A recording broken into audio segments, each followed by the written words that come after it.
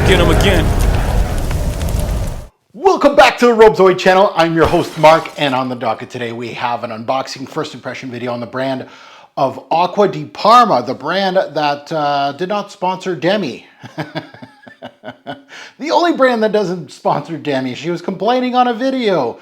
Wonder if she ever got that sponsorship. But Acqua Di Parma, this one is their Magnolia based fragrance called Magnolia Infinita. So let's see what this one's all about. It is an EDP release that I've never smelt before from the brand, and it's been a while since we dove into Acqua Di Parma.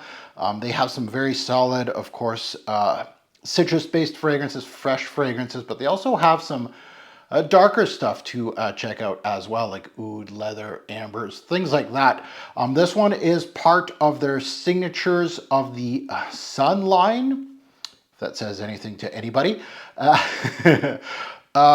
Yeah, it's a brand that's very Italian, which makes sense, but it really does, kind of most of their releases, the ones that I own, really makes me think of Italy, to be quite honest. Now, before we get into anything, if you haven't subscribed yet, what are you waiting for? Smash that subscribe button, smash the like button, smash.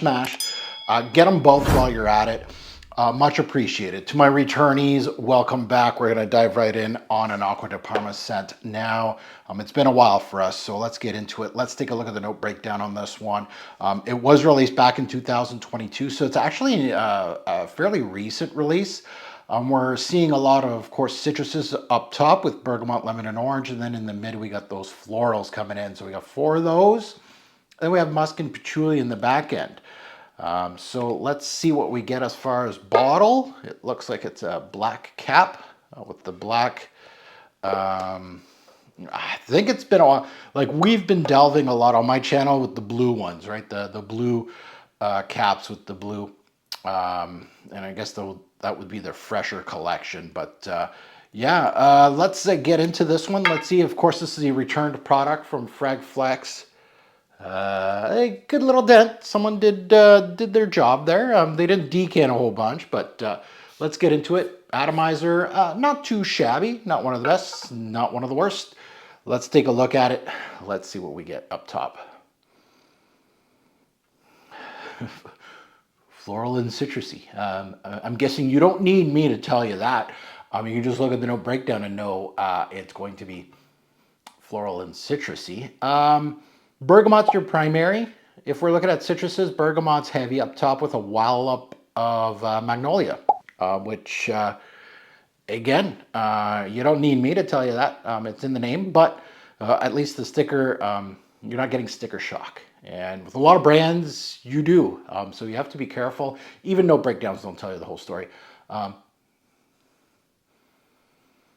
Yeah, in the Acqua Di Parma, as far as quality goes, it's right in their wheelhouse as quality. If you've smelt an Acqua Di Parma before, it's right in there with the quality. You're not going to get a jump in quality here or a huge dip in quality. It's right there with Acqua Di Parma. The quality of this brand is pretty good for the price point against what else is out there.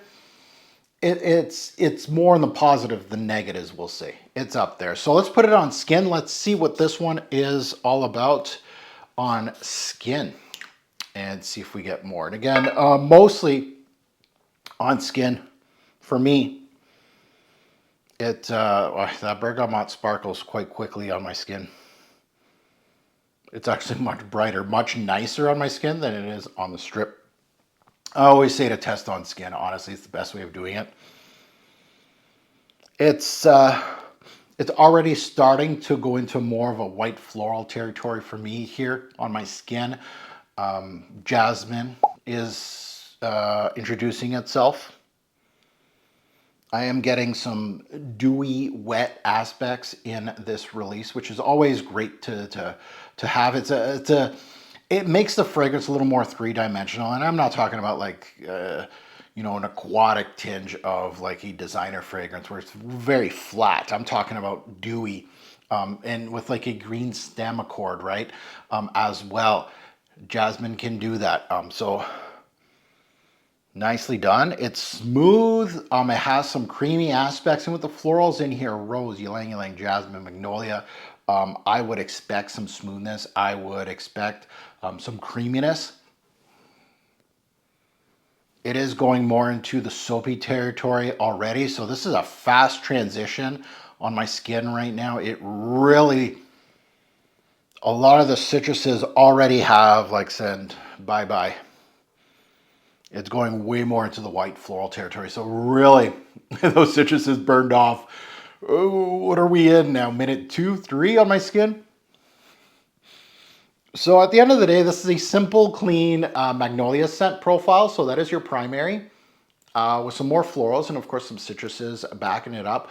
Not much movement after that those citruses burned off. So is this going to be linear? My assumption is most likely, I'll be quite honest, like there's not much in the note, unless we're getting surprises, but the note breakdown really states like what's missing. Musk is not going to be a big player in this. And patchouli, the only thing that it's going to go a little more green, maybe a little earthy. But the patchouli, you know, usually it's going to show itself. It's going to be a dark, dense, dank thing. Here it's probably just going to be kind of like a filler. So nice, fresh, makes me think of spring, like a lot of Acqua Di Parmas. Summer, easy to wear scent, don't have to think about it. Is it a star in the Magnolia game? No. Is it solid?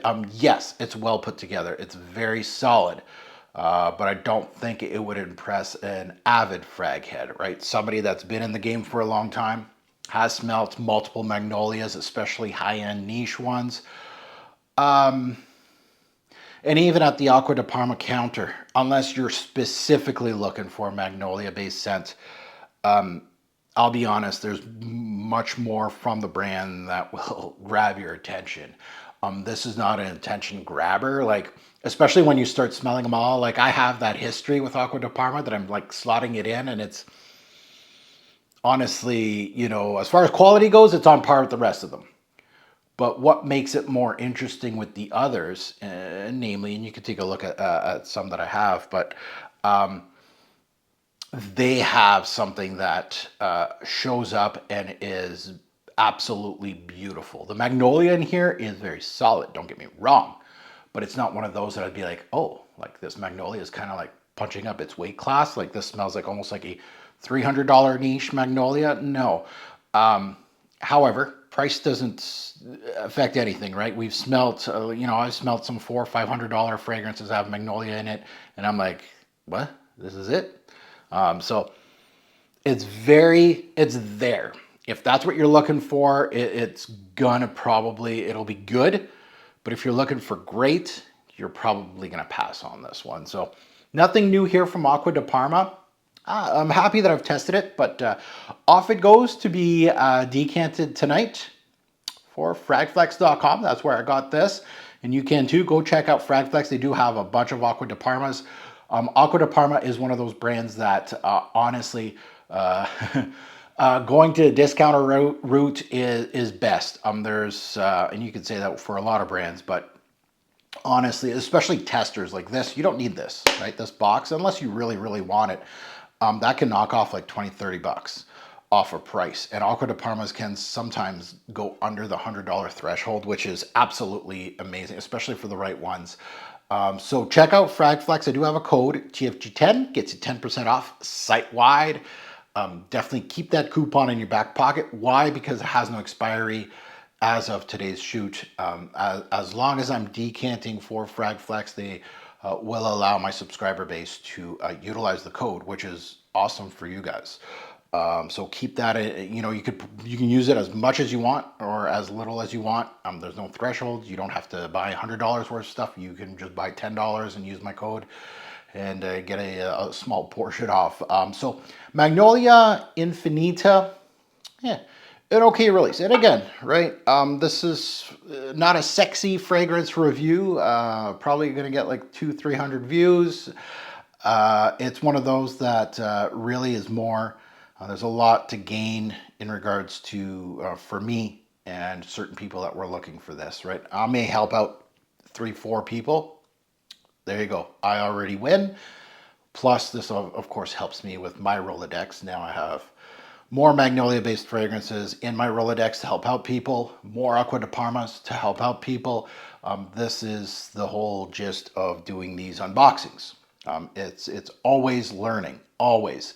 Now that you heard my take, I'd love to see yours in the comments below. Good, bad, and the ugly, right? You don't have to agree with me. A lot of reviewers online delete comments that don't agree with their take on the perfume, especially if it's a sponsored video. You don't want your sponsors seeing that stuff for some reason. Anyway, yeah, I'd love to hear your take. And if you absolutely love this and you think it's a stunner, I love seeing stories behind fragrances, so go ham on that. And as always, a great pour fragrance will make a lasting impression. Choose your scent wisely. Thanks for watching YouTube. Have a good one.